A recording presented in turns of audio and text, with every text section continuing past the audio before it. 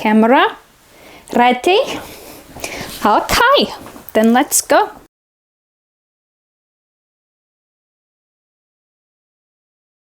So how do you get your ideas for your book? Is it a question, an experience, other media? Me, I'm a slash girl through and through.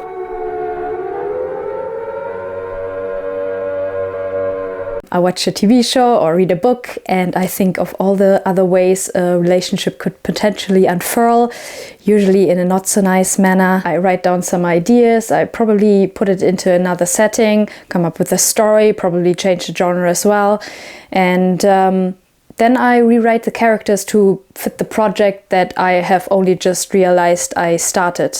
It happens very insidiously, like I'm a quarter through a project before I even realized that I started a new one. And I really shouldn't be doing that because I already have about 342 projects on the back burner. And that's why I've made it a strict rule to not engage with anything slash related until I've finished my story. I won't get myself derailed by yet another obsession before I finish my book. So it's 2023, NaNoWriMo. I am days away from finishing my latest project, Mudslinger. It's a rape revenge story set in a high fantasy gay conversion camp. Only a few days until the end and I am mentally a bit burned out, so I just want to have a bit of fun, just chillax in the afternoon. So I'm on YouTube. Like always. And I see once again another GhostSoap compilation video on my feed. So I've seen glimpses of Soap's face before and he didn't seem like my type, so I thought, I was pretty sure like I wasn't going to get obsessed over this. I can just click on this and not get derailed. I even talked with my sister and brother-in-law like 2 weeks before this about how I hate Call of Duty for how bland and uninspired the design is. So I would just click on this and then move on with my life. So I clicked on it and ever since then my head has been filled with only... I'm a bad little bitch and I'm snipped like a Barbie. Ass in a cardio and straight motherfucker. Hello, my I guess that's comic justice. I'm not even obsessed with Call of Duty. Again, I think it's very boring. But the fandom is so vast, beautiful. You Call of Duty fans have no idea how blessed you are. Before this, I was in the fandom of rugby and some Canadian indie movie that no one's ever heard about. Neither of which have any fan works to speak of, except for like maybe a few edits, most of which I did myself. In the end, I did manage to finish the 50k for Mudslinger because in the last few years I have become quite disciplined, quite the professional. But I didn't like any of it. I was just very unhappy with the product. It didn't feel plotted enough. It was unfocused, was too crammed, not structured enough. And I have this issue with all of my stories, really. My first book, I finished that like 5 years ago and I've edited it a bunch of times, but I don't know. It's just the core structure is just not as tight as I'd like it to be. At this point in my journey, I know that I can write a lot of words. I know I can trust myself to write these words, that I'm disciplined enough to pull through. But then I end up with a huge pile of words that I don't even know where to start editing them. I want to start something new, just with a cleaner through line, something that's easier to write, not this overly ambitious shit that was Mudslinger. Jesus Christ. And this time I will plot the ever-living crap out of it, like scene by scene, beat by beat, everything. So in this video series we will create the entire book step by step, from plotting, world building, drafting to editing, and finally publishing right here on YouTube. There will be 0% vagueness and 100% spoilers. I will upload one video at the end of every month, and at the end of the year I will upload the full audiobook for free here on YouTube. Because honestly, I just want to finish a book, just finish it. From the edits, the copy edits, the cover art, just everything, and I want people to read it. No longer will I keep perfectionism from getting in the way. That is my New Year's resolution. So, welcome to Write a Book with me, Season 1. MSV Shelter, Episode 1. The Meta.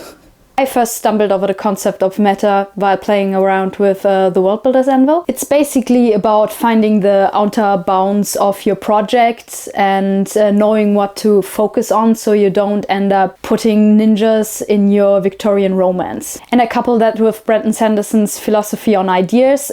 He talks about how each component of a story needs its own idea to fill out an entire book. He cuts the story down into multiple aspects like plot, conflict, character, and setting. I like that idea a lot, but I think of story a bit differently, so I broke it down into different aspects and I came up with, drumroll please, the 8 pillars of storytelling. So, the 8 pillars of storytelling are...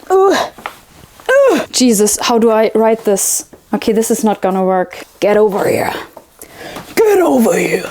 Characters, relationship or ships, setting, aesthetic and genre. 5th is concept. 6 is story. 7 structure and POV.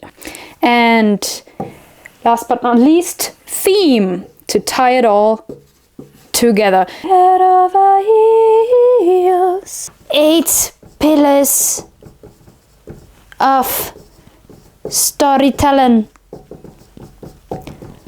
Hell yeah. These are basically the aspects I think about when I come up with the story, and pretty much in this exact order directly. Theme usually is more here, but it's the last one on purpose. You will find out later. I thought it would be fun to just go through each pillar separately and really make sure that everything has a nice solid idea behind it to really make sure the foundation of the story is solid, unlike my previous stories. It was super interesting putting this video together. The idea behind it was to look at everything that inspires me and see how I create something original out of my obsessions. And I'm doing that right when H-Bomber Guy's video on plagiarism came out, which I only watched about like 11, 12 times this last month, and which kind of plummeted me into the depths of despair. So I did what I think a lot of people did after watching that video, and I googled plagiarism, in specific plagiarism versus inspiration, and I stumbled over a very helpful article which will act as our guiding light through this exercise. It's called Inspiration versus Plagiarism, How to Get Ideas Without Stealing by Bartleby. Bartleby, I don't know, I think that's how you pronounce it. Bartleby breaks down the process of using inspiration to create an original work into 3 different steps. Step number 1, identifying mechanisms. This is all about just picking apart your inspiration, seeing how it works so you can apply it to your own work. Step number 2 is combining original ideas with already existing ideas. I always do this by just combining different inspirations, old ideas, new ideas. You get the gist. And step number 3 is, of course, citing your sources, which I guess this video is all about. So the plan for now is to go through all of these 8 pillars one by one, list the inspirations, filter out everything that I like about it, and then when we are done, we go through once more with the combined knowledge of the other pillars, so that we can look at character, for example, through the lens of the story, the setting, the aesthetic, and especially the theme. The theme kind of acts like conflict in the Brandon Sanderson model. It ties all the other things together. And hopefully by the end of it all, we will have completely original ideas for each and every pillar.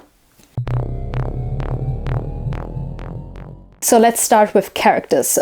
Characters are usually the first thing I think about or I come up with, or that inspire me to start a story. In this case, obviously it's Ghost and Soap, especially Soap. Soap and Tavish. Let's get ourselves a win, yeah, LT? Save your seat, sir. Fuck. but also Koenig and Graves. Let's be honest, it's better off in my hands. Leave me, pendejo. Go with Wayne Greaves. Don't do that. Don't do that. No one needs to get hurt here. Those 4 will become my main characters, or the framework for my main characters. Secondary inspiration will be the GTFO games. Why? We will go more in depth when we get to aesthetic and genre. For now, I just like the interviews, especially with the Irish guy. I didn't say I failed. One shot him. Ended up killing about 20 of them. Maybe more, in fact, when we think about it. And the thing is, I just don't give a fuck, you know? And that's not right. Is it? I think I might be, like, broken or something. So during my initial obsession phase, I downloaded like a bunch of TikToks and I put them all into neat little folders because I'm a bit crazy, and then I shifted them around to kind of create a story in my head. And now we are going to go through these folders to see what I like about the characters, what I want to keep. Please don't judge me. So first off, Ghost, who will become my main character. You're telling me you see that big boy with the skull face and you're not gonna start sweating? I'm not gonna fall. Right, don't see. It's too late. It's fucking dead already. Watch my 9mm go. Watch my 9mm go.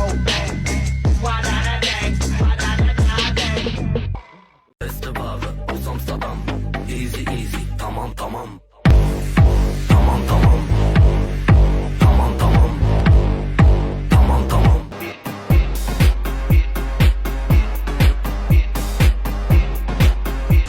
No one needs to get hurt here. Are you threatening us? Soldier, I don't make threats. I make guarantees.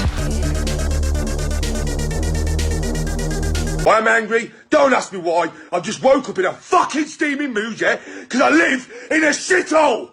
Do you know what I mean? Birmingham is a fucking shithole. Man, that shit was good as hell, bro. What? That school lunch gonna do it every time. I swear. Hey, where's that one dude who always sits with us? I don't know, bro. I think he... Yo, bro, why are you sitting all the way over there by yourself? You always sit with us. Oh, nah, bro. I'm just vibing by myself. You know, I'm an introvert. I don't really like to talk to people. Team stays on board to land out range. Both teams meet in the middle. Remember, you want the sun alive, but this is capture or kill. Keep up, son.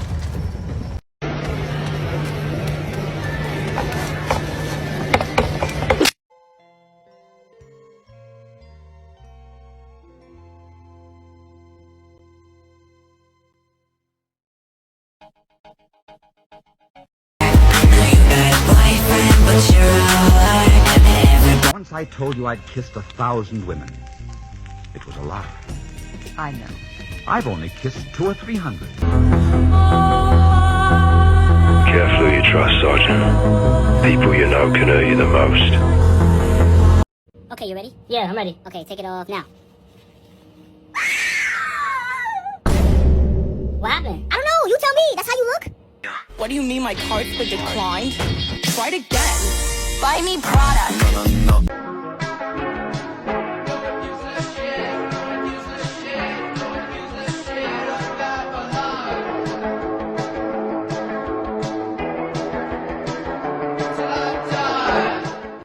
Куди ж це ти? Простогнало дерево.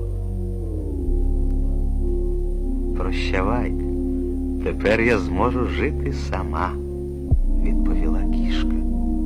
Не йди від мене, стало благати дерево. Ти мене багато чому навчила. Now on to Soap, my favorite one.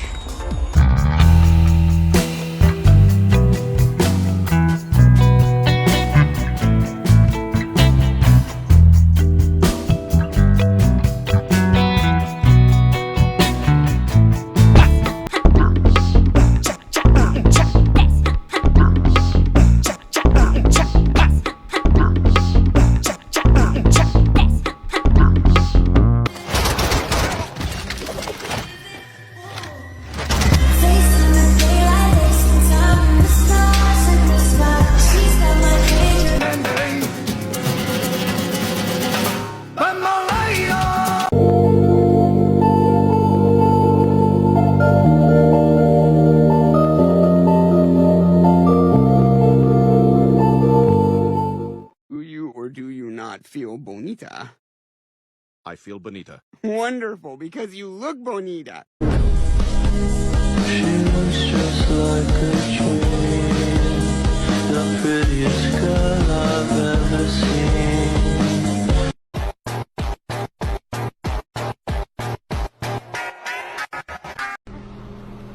Can I pet that dog?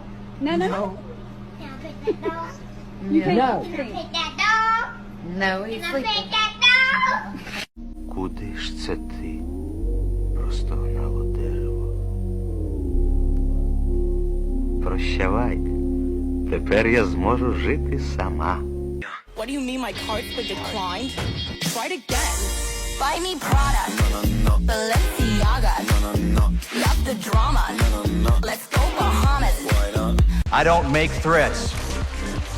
I make guarantees. So let's not do this. I'm calling Shepard. General Shepard sends his regards.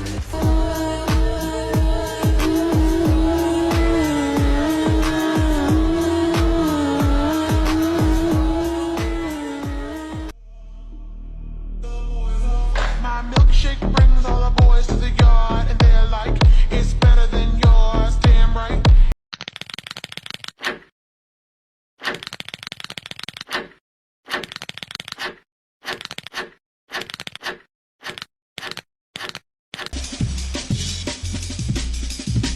Wait, Bill, you eat. English McTavish. On to Graves, our main antagonist. All shadows, listen up. These guys on the ground, Mexican Special Forces, 141, they are your brothers now. Treat them like your own. And let's get this done, yeah? Yeah. All right. Ghost, this is Shadow 1, orbiting the compound now, standing by for visual. They are going to want proof. Show them this.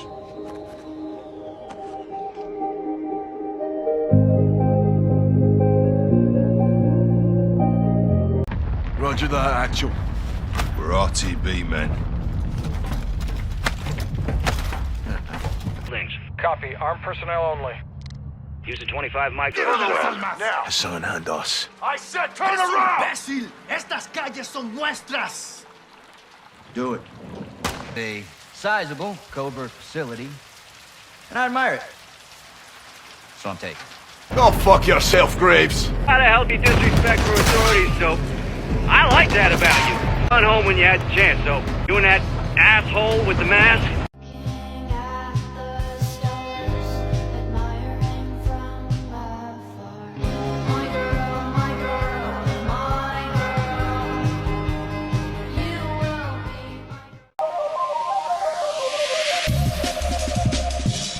So next on König. I don't really know anything about him. He's not in the campaign. So I just saw TikToks about him and he's tall and masked. I will not keep his mask. I will turn him into an orc. I thought of Azog.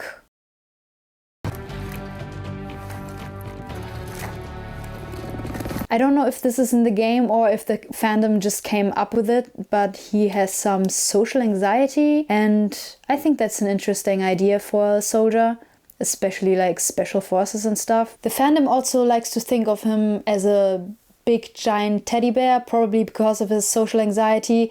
I do not like that. I want to make him kind of a more laid back big guy, maybe more of a sage character that the others can come to and talk through their problems with.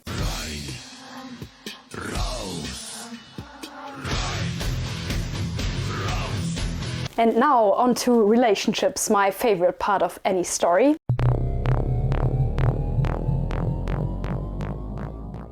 I like to call my stories relationship epics because the relationship takes up majority of the plot basically, and it's usually far too large for the small little genre stories that I want to tell, especially because I love bottle episodes with like one setting, a short time frame, and that doesn't really mix well with major character and relationship arcs. Again, the major inspiration will be GhostSoap, especially how they are depicted in fanfiction and the TikToks. I'm just listing out like things, beats that I want to in the story, and after that I'm going to try to put them in a chronological order and make it all make sense. First of all, I want to keep the military setting and I want to keep the power imbalance intact. The ranks will probably change after doing some research, but I want to keep Ghost as the direct superior to Soap. This will be difficult to navigate because I want to make this a romance, which is not usually what I write. Like, most of my relationships are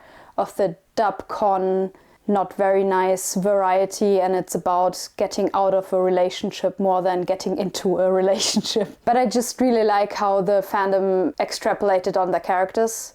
I just think they would be so cute for a romance. They are just kind of depicted as complete opposites. In fact, the first thing I did when I became obsessed with the pairing was just make a list of their attributes and kind of contrast and compare. And they're just the perfect archetypes for an opposites attract kind of romance. I will probably tone that opposites attract a bit down to get the GTFO feeling that I'm going for and make it a bit more realistic. I want to keep all of this, but make it as subtle as possible. As hinted at in the character section, Ghost is kind of a redditor, maybe a bit of a slut-shaming kind of guy, and Cheek is more of a free spirit who likes to sleep around a lot. So this is going to be the secondary relationship dynamic. I really don't want to turn this into a the man whore gets tamed by the Virgin Mary kind of romance. I am not into slut shaming at all, and that's going to be a major focus of the story. And I thought about making this an open relationship so that in the end they don't get into a monogamous relationship, but an open relationship as they navigate their needs and desires. One of my favorite creators on Archive of Our Own, Tafka Mayli, maybe, I don't remember, it's probably in the sources down below, has written a fan fiction called Take My Breath, and it's about Ghost being the kind of drill sergeant of a younger Soap and him being just a complete absolute creep and asshole to him. It takes 4 chapters for him to realize, oh, I'm being an asshole and a creep because I'm into him, and I don't want to drag it out that long in my own story, but I really like that beat of Ghost just being an asshole superior and unknowingly creeping on Soap before he realizes what he's doing and putting a stop to it. And after that, I really want to focus on the friendship arc. I don't really write romances in general, but especially not friends to lovers type of romances. I also love the age gap. I want this to be like Ghost is older, a bit of a hard ass, has gone through a lot, and he's a bit more low energy. And Soap is like the young gun-ho type of character who's a bit too friendly and too extroverted and too high energy, and maybe a bit too much for Ghost to deal with, which is one factor of Ghost being more than okay with sharing Soap with other guys potentially, because he really doesn't want to deal with all of Soap all of the time. And again, as I said, Ghost is there when Soap is feeling really down after the betrayal, and he's kind of picking him up and walking him through it all and just sharing his experiences and just being there for Soap. So, like with the characters, I have a whole folder with just their relationship, and I, like the freak I am, I put them all into order to kind of tell the story to myself. And now we're going to go through those videos, and I'm trying to explain to you my thought process and why I picked certain TikToks, maybe. Kind of, I guess. Let's see.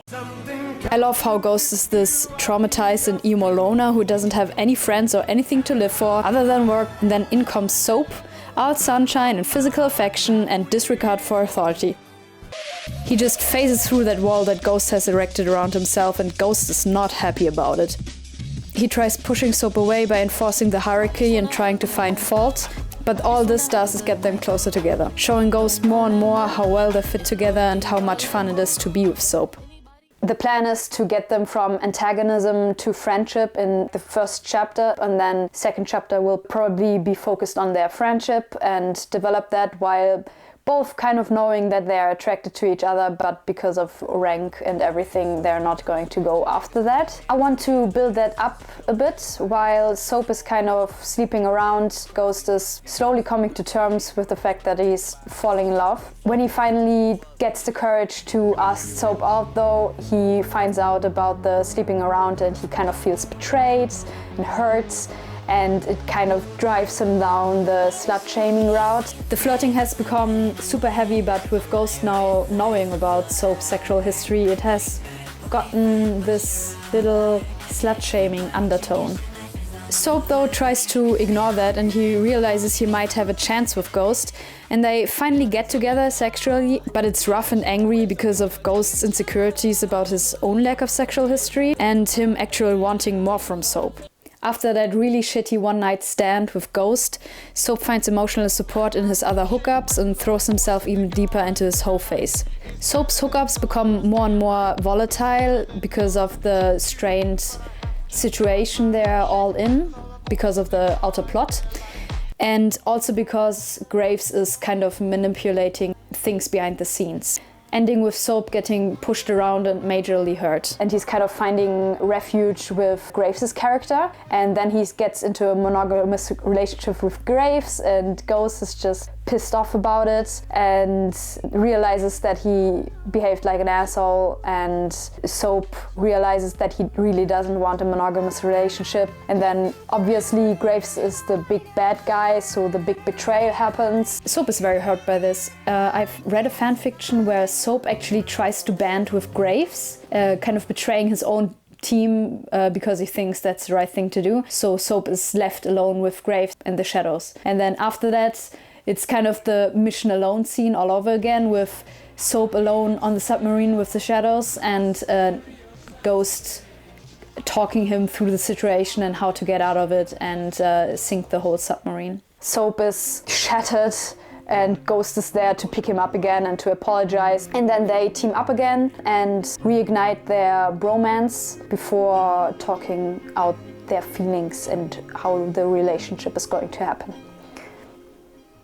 So now that I have the overall story, I will break it down into beats that I can then put into chapters and scenes. I'm not going to do that in this video, but in the third video, so 2 months from now, in the relationship video, we are going to go through the relationship plot beat by beat. So now on to pillar number 3, setting.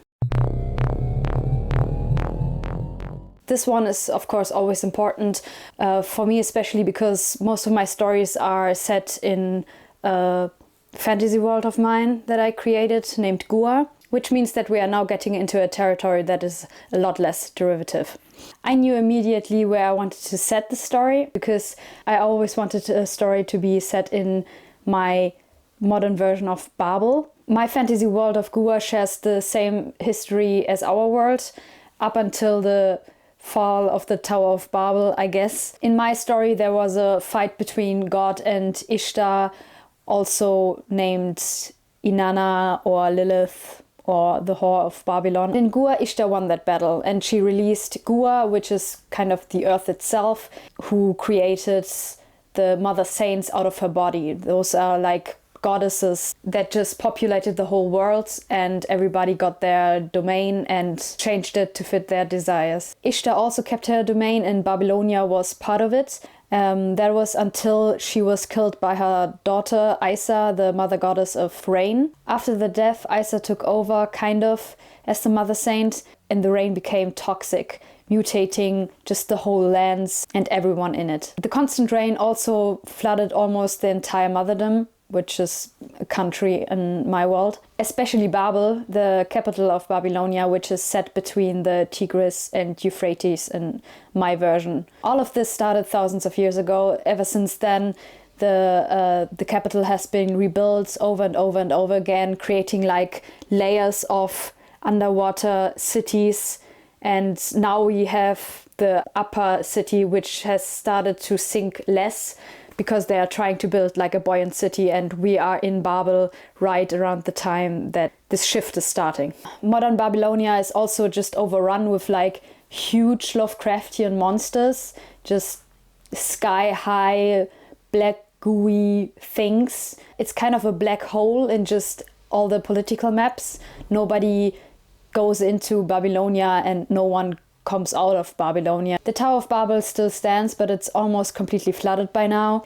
It's always dark in Babylonia with thick clouds in the air, and it's always raining. The water also always looks black because of the black sky, obviously, and it also shimmers like oil puddles. And I want the Lovecraftian monsters to also have like oil puddle shimmery skin. The story is set in our modern times, so the upper city of Babel is quite modern, while the lower cities kind of tell the history of the town. So the main inspirations for this come more from the real world, except obviously Tower of Babel, Whore of Babylon, that's all Bible stuff. But other than that, just Mesopotamia in general, underwater cities and how floods and all of that work. I have to do some research on that. And for the monsters, it's mostly just Cthulhu and underwater monsters, just Lovecraftian and cosmic monsters. I was kind of struggling to picture them, but then I found this picture here and it's just simply amazing. Because of this picture, I also stumbled over the word of cosmic horror. And when I typed that in, I found a lot more images that just ignited my brain with new images for monsters and got me really excited to start writing. I also want the underwater cities to be just gigantic, like the huge vaults from GTFO. Obviously much more ancient, but kind of those big, huge spaces. So we finished with setting. Now let's go on to pillar number 4, aesthetic and genre.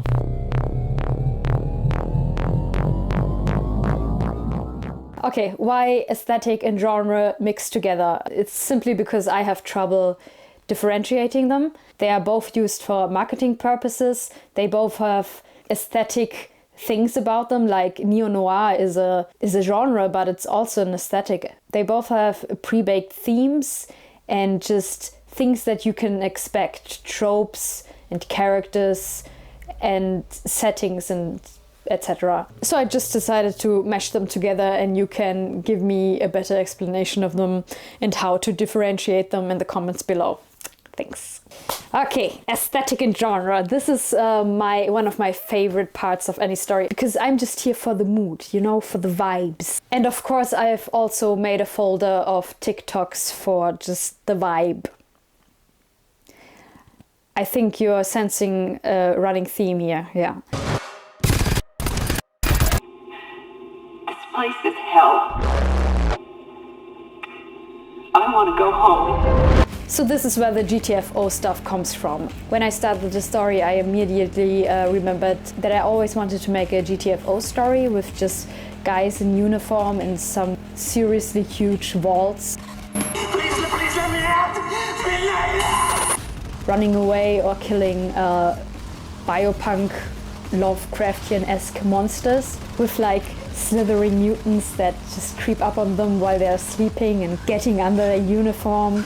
Like all the alien porn that I definitely do not have stored on my PC. Let's make sure they don't see the sunrise. And then there's obviously this Modern Warfare 3 TikTok that I found and that I really like. It's just very wet, very dark, very stormy. I love it. It's also what I think inspired me to make this an SBS story instead of a SAS. Also because I just don't like the SAS. It's too mainstream for me, okay? I'm an SBS fangirl.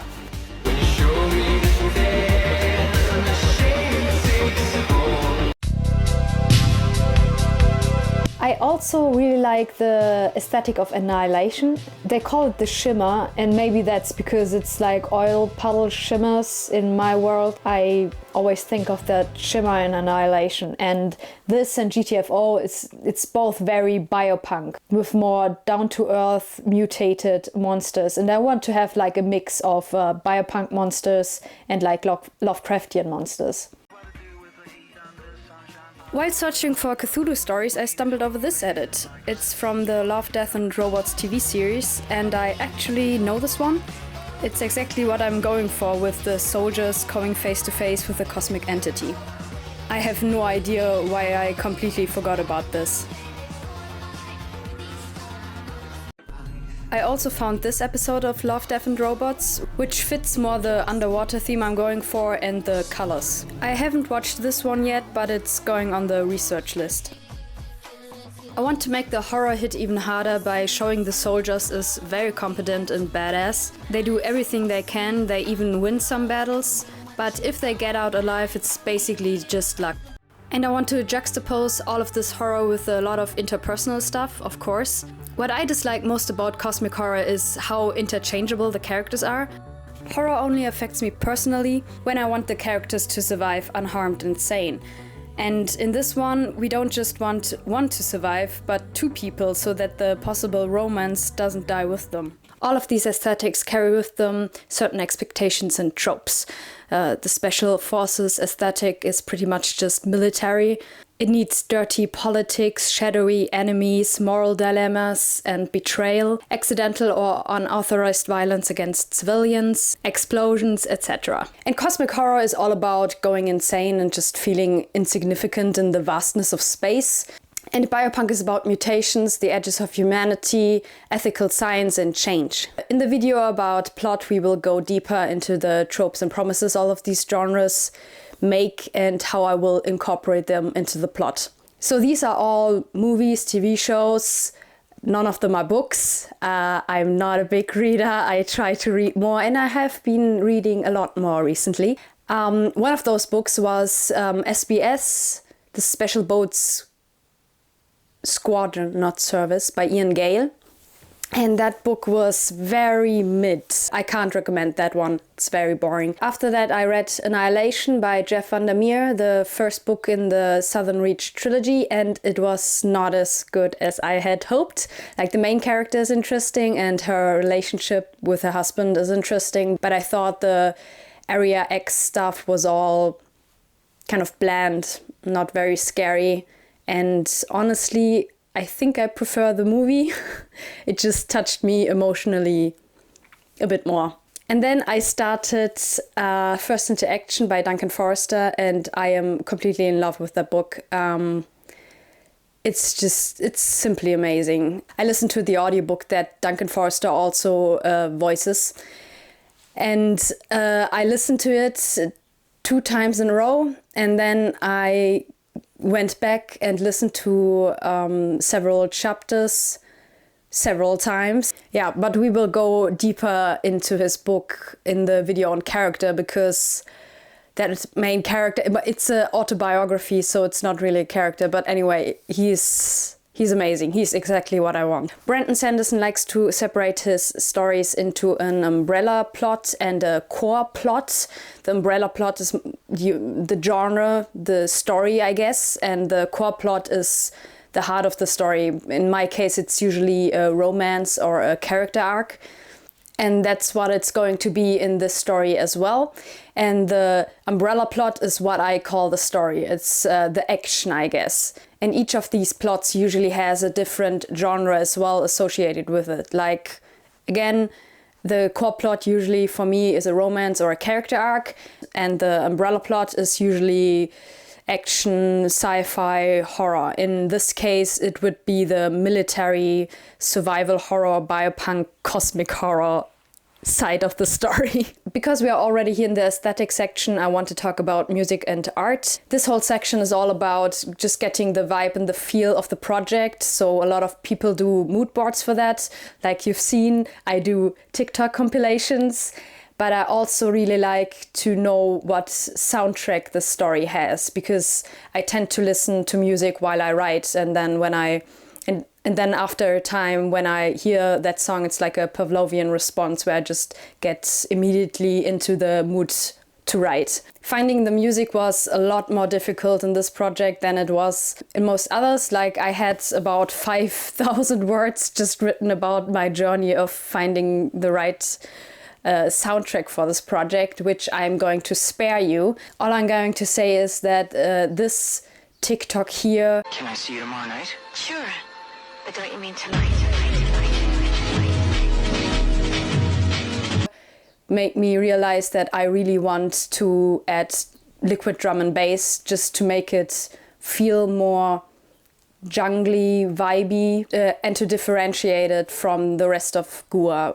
If you're interested in listening to the music, I have linked the playlist in the sources below. Along with music, I also get inspired by art, obviously, especially concerning the monsters and the setting. First, I looked at probably my favorite character design ever, Keith Thompson.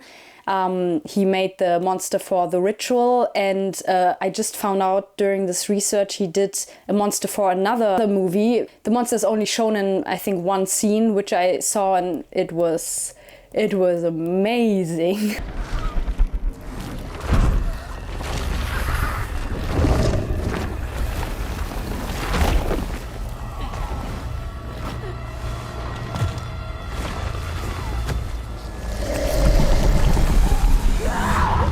But somehow it just didn't work in this project, so I kept looking, and like I mentioned before, I found this cosmic monster art tag, and a lot of these are made by KI, but I don't care because they are really inspiring to me. I also went back to the artwork of the Polish horror artist whose name I cannot pronounce.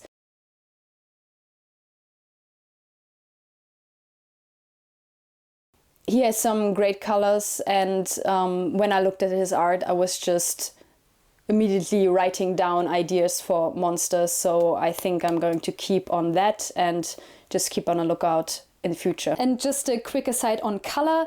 I love color, I love to write with color. When I think about scenes that still stick in my head from books, they are filled with color. So what I did was just take screenshots from the TikToks in my vibe folder and picked out the colors and just stuck them together in a way that I liked and created a color scheme. These colors don't have any meaning yet. I don't have a story I want to tell with them yet. I'm probably going to think more on that when I get to world building, or maybe later when it's time for the first draft, or even only after the editing process. I don't know yet. And while picking colors, I also want to keep an eye out on how they sound. There are a lot of cool colors that I would like more, but their names are they just don't fit, or readers wouldn't immediately know what color I'm talking about and can envision them. So now on to concept. When I think of concept, I think of it as the pitch and the target audience plus the medium. The pitch is basically the one-sentence summary of your book, what you tell other people what your book is about. It's very hard to come up with, but it's important, especially in the beginning, so you have kind of a through line. This is what the story is about, nothing else, nothing less. The pitch also changes with time. It just sharpens the more often you tell it to other people. So my pitch for now is just that the story is about two special forces operators who are falling in love on a submarine while they're trying to survive the underwater landscape of Babylonia and its many, many cosmic horrors. Not the greatest of pitches, but again, it's a work in progress. So on to my target audience. It's obviously LGBTQ+, probably people who are also a bit into horror or science fiction. If the numbers of my second YouTube channel are to be believed and even comparable to my project, my target audience is between 25 and 34, male and out of America. And when I first came up with this whole YouTube story idea, I first just wanted to upload the whole story as one full audiobook at the end of the year, if I finish it at that point. But now I think it would be more fun to just put it out in episodes, that every chapter is more like an episode, and put up one every week of the last month. Okay, so finally on to pillar number 6, the story.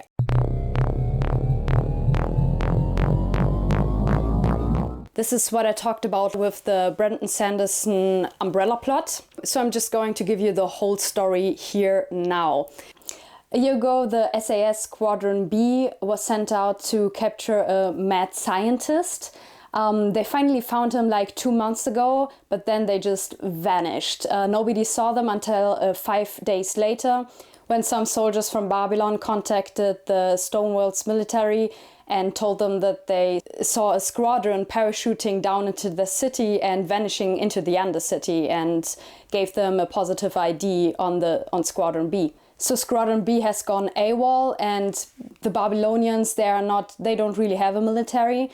They are all just massive monsters. They don't have the resources to go after these invaders.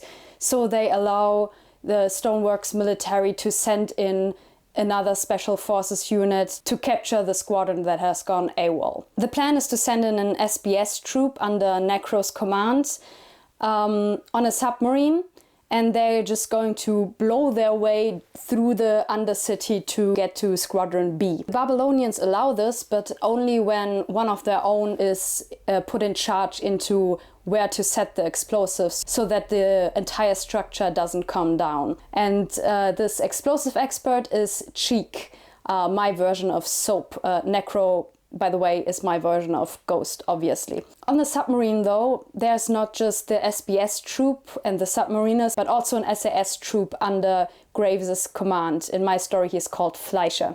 And Necro is immediately suspicious of him. So after this, we go into the Undercity, we meet and kill mutants. We kind of find out about the history of Babel and the politics and about the Queen of the Undercities, and just have a bit of fun with monsters and stuff and going insane. So when they finally start to get close to the base that Squadron B has erected in the Undercity, Fleischer finally shows his true colors, tries to get Necro and his troop killed, because he knows that Necro has a different mission than him and he is going to stand in his way. Necro obviously survives with most of his troop intact, and he and Cheek bind together to sink the submarine and then attack the base. So during the betrayal, we find out the real backstory of the mission. Squadron B didn't go AWOL, but was sent into the Undercity to put the mad scientist to work. He was meant to research the toxic waters and the mutation of Babylonia and come up with some new biological weapons. And then the submarine is supposed to create a path to the base so that the weapons can be exported and resources and food and weapons and everything can be imported. All right under Babylonia's nose. So again, the submarine is sunk. The base tries to get as many resources out of the sinking submarine and back to the base as fast as possible. And through these transfers, Cheek and a few others of Necro's troop infiltrate the base, get the others from the troop into the base, and then they just ransack it, kill everybody, even the scientist, so that nobody can talk about how they kind of didn't follow the real objective of the mission. So it's kind of a mixed happy ending. Like, the romance has a happy ending, but the outer plot is kind of mixed, because now the enemy is dead, but they are still trapped in the Undercity without a submarine or any kind of support, surrounded by monsters. So that's the story. Pretty basic. Now let's go on to structure. The second to last one, Jesus Christ. So in my last story, Madslinger, I had the idea that the POV was from the character of the goddess. And I really liked that, and I thought about doing that for all of the stories that are set in Gua, but the mother goddess of Babylonia is Isa, and she's a bitch, and I don't want to be stuck in her head for too much time, so I scrapped that idea. I thought a lot about structure. I always try to keep it interesting and add something special, but in this case I think I'm going to keep it very simple. I'm going to use the normal romance structure of each love interest having one POV. I already kind of put the story into chapters, but I found out that the chapters are far too long, so they're going to act more as parts, and each part is told from one character, then the next one from the other character, and on and on and on. It's going to be present tense, because I always write in present tense, and a very close third-person narrative. And that's pretty much it already. So let's just go on to theme.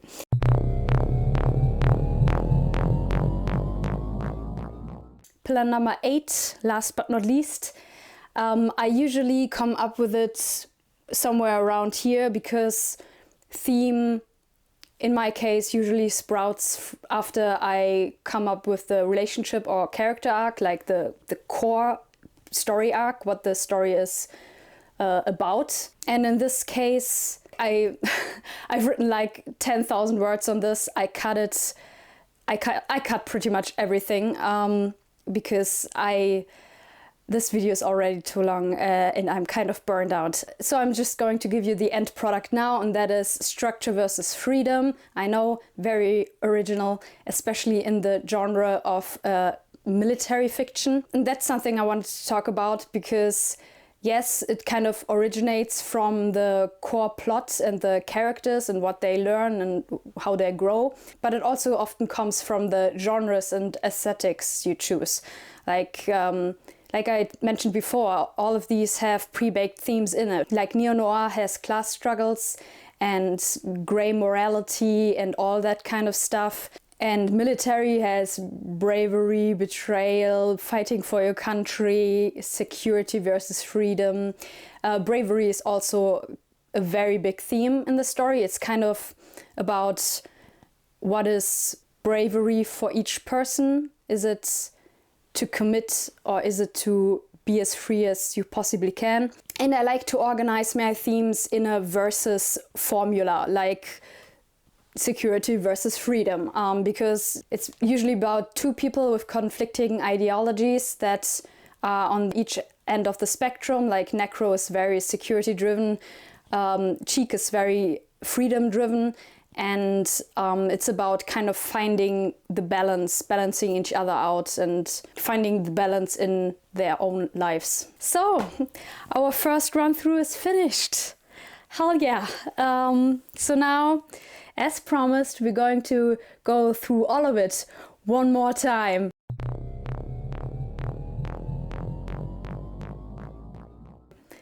Okay, just kidding. I won't do that. I think it's all very original, even relationship. Like after I spread it all out for you, I hope you agree. The only thing that still hasn't changed from the original inspiration is characters. And now we're going to look at all the characters through the lens of theme and setting and relationships in particular. So let's go. So, Necro. I came up with that name very early on. I just wanted a call sign that is just the edgiest thing that I could think of, and Necro is a cool name. I also thought of him, I wanted him to be like a techie because that came from the Reddit idea, which is kind of fallen to the wayside because, like I said, there's no internet on a submarine. But I still wanted him to be just a tech guy. He has just tech all over him. He's just a fridge, basically. And I wanted his original call sign to be Netcrow, because he was always the one who found the internet and just kept it all to himself. I think crows is also a slang term for newbies, and Netcrow, yeah. And that was when he was still in the Navy. And then when he passed selection for the SBS, he kind of shortened the name himself and started calling himself Necro. Like I said, he very much personifies the safety aspect of the theme. I just want him to be kind of a walking, talking security system. He has everything he needs on him all the time. And I imagined him with like the night vision goggles, the quad night vision goggles, I think they're called, I'm sorry, but with more of them, just like a kind of a spider, and that's where the spider theme came in as well. I also thought about kind of cameras, security systems, and he's kind of a stalker, creep kind of character.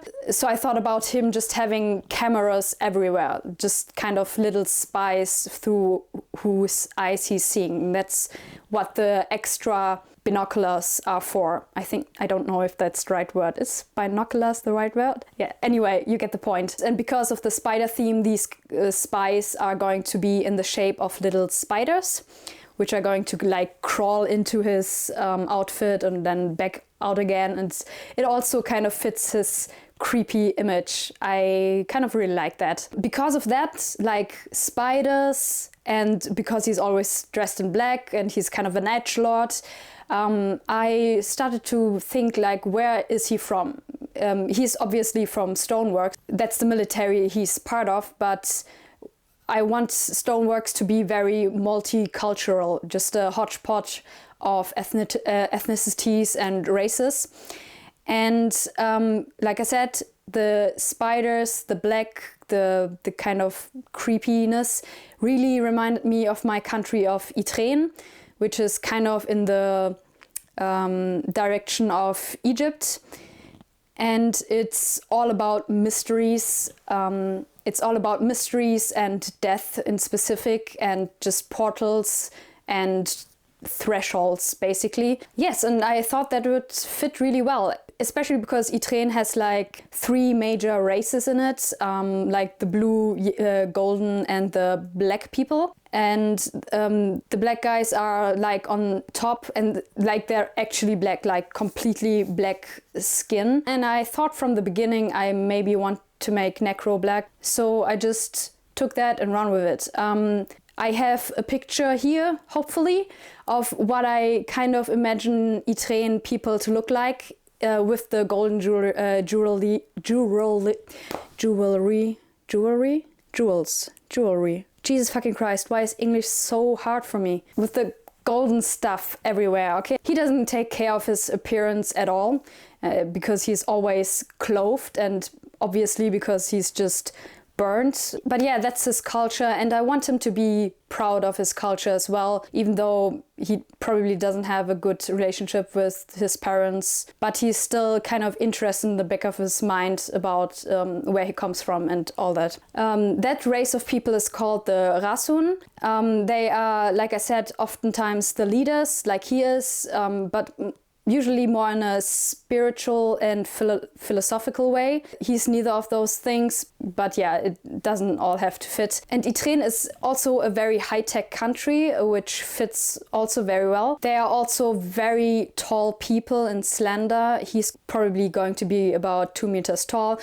I originally wanted to make him a bit more pudgy. I just like my main tops to be a bit pudgy, like me. But yeah, let's change it up a bit, I guess. And he's going to be very slender, very well trained. I also brainstormed more about his kind of wounds or ghosts, I guess, his backstory, but I think I'm going to keep that for the next video about characters. And so let's just go on to the second character, Cheek. Like I mentioned in the story, he's one of the Babylonian mutants. He does not look like a mutant at all. He just looks like the people used to look in Babylonia, like thousands and thousands of years ago, before the toxic rain started to fall. He has a red mohawk and is more Middle Eastern from the skin tone.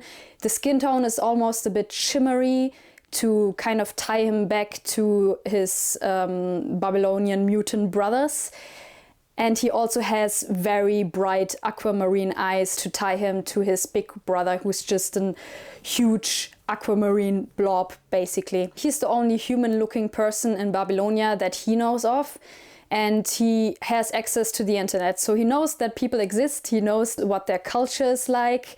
He only has one TV channel, and that's kind of a Northern Stoneworks channel, which is kind of like the Scottish version of Gua's. That's why he has a Scottish accent. And he's super fascinated, he's super obsessed with everything that's kind of human. And he finally gets the chance to interact with humans, and he's going to live it out to the fullest. He has like a to-do list for the mission, and he's going to check off boxes for the whole story. And that's kind of his major goal, just to experience as much as he can, throwing all precaution about his emotional and physical well-being out the window. When he was born, he just kind of plopped out of his mom's vagina, basically, without her noticing. And he only survived because his big brother, Dubori, found him and just took care of him. He gives everything to Cheek. He's just kind of a very oppressive force in Cheek's life. He's just all encompassing because of just his mass, and he's kind of Cheek's whole world in Babylonia and just tries to keep him there. He also goes to the border of Babylonia like maybe once a year to get everything that Cheek wants, like clothing and technology and everything that he wants basically. And because Cheek has always been very interested with the military, he also gets just diving suits and all the military gear and guns and stuff. I want him to just look like a patchwork because he has to sew his own clothes and just make do with just secondhand stuff and just the biggest trash. I also want him to be more mutant, like he's kind of a superhuman. He's not supernaturally strong, but he has the physique of a bodybuilder. He can go a long time without eating or drinking, and his body, I want him to be very trauma resistant, like mentally and physically. He's always thought like no matter what he does, he's always going to bounce back from it. That's why he can be this reckless. And during the story, he noticed this, that maybe some things are very difficult for him to deal with, and some things he can't immediately bounce back from. I also kind of want to interrogate the idea that he's only able to be this free because he's always had a security blanket. Like before this, it was his big brother. And now Necro kind of becomes that security blanket, even though he doesn't want to. And at some part of the story, just it all vanishes. He has no support whatsoever, and then he finally realizes how important that is. But that's already too much. That's already the next video. So on to Fleischer. Like I said, the main villain of the story. He was always supposed to be American, but I don't really know what the American equivalent really looks like in my world. So I'm going to make him Altmorien, which is kind of a northern German-inspired country, very religious and very conservative. It's also the only motherdom that is not a motherdom, but a country, because it does have a mother saint, but it doesn't acknowledge it. So it's the only country that worships a male god, which also makes it very patriarchal. What are words? I want him to be kind of the all-American good boy. He has a wife, 2 kids.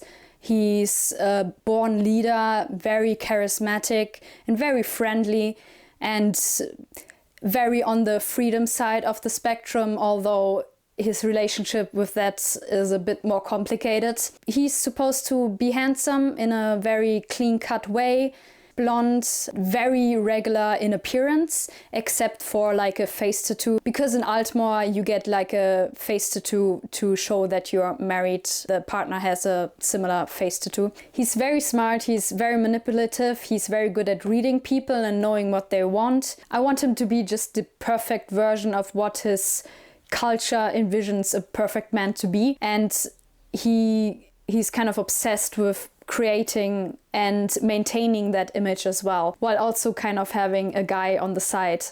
And then we have Panic. I honestly struggle a lot with this character. I just can't envision what he would act and feel like in a situation. So we're going to delve into that deeper in the next video. So we're just going to look at him now through the lens of setting. And from the beginning, like I said, I imagined him to be an orc or Azog from the Hobbit trilogy. Just a huge white-skinned grunt with a lot of scars over his body. He's a Heischen from Leichenwald. Leichenwald is also kind of German-inspired. It's just 100% like a huge forest with gigantic trees and filled with monsters and cannibals, like they're the boogeyman of Gua basically, although they're my favorites. I love them. And he's also a cannibal because it just has major cultural significance to them, and I'm going to build that into the story, but in a nice way, I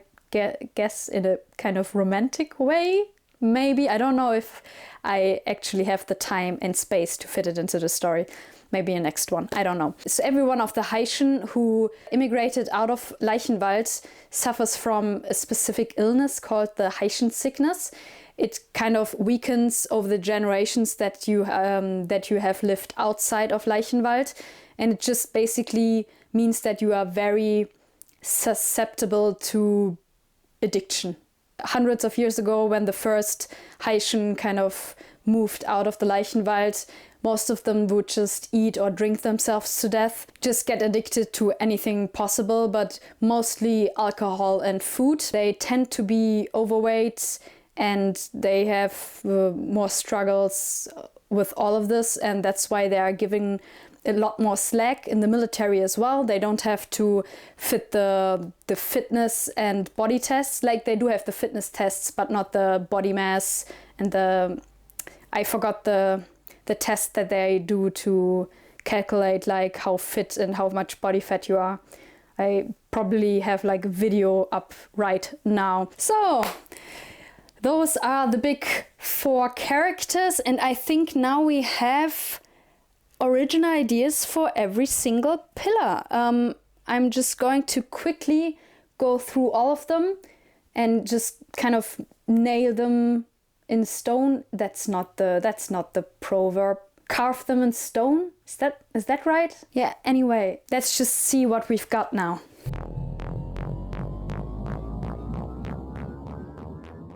For characters, we have Necro, a hard-ass boss who creeps and stalks his subordinates in order to kind of establish a connection. We have Cheek, who is a kind of raised by wolves character who finally gets the chance to meet other humans, and he's going to experience everything that he can in that short amount of time. Then we have Fleischer, our all-American hero who secretly tries to create a psychopathic utopia for himself. And then we have Panic, who is kind of a battering ram of a human with very soft intestines. I have no idea who Panic is. Shit. Who is very hard on the outside, gives out great advice, but isn't really capable of following them himself. Relationship. This is about a traditional and romantic sense, falling in love with a very open spirit, and they start an open relationship. Setting. This is mostly set in a submarine moving through the flooded undercities of Babylonia. Aesthetics, we have SBS, cosmic horror, and biopunk. And for the genres, we have romance, military horror, and high fantasy. The concept is, like I said, it's about a romance between 2 special forces operators on a submarine who are trying to survive the hostile undercity landscape of Babylonia that is filled with cosmic monsters. The target audience is LGBTQ plus horror fans between the ages of 20 and 35 years old. And every chapter is an episode that will be separately uploaded on YouTube as a free audiobook. Now on to story. I'm not going to repeat the whole story here. You can just skip back if you've already forgotten, but it's about a high fantasy SBS squadron that is sent out on a submarine to the underwater city of Babel to find and capture an AWOL SAS squadron and their captured scientist. Structure. It's a tight third-person present tense. Each chapter is told out of the POV of one of the 2 main characters. And theme is freedom versus security. And that's it, everybody. Fucking finally!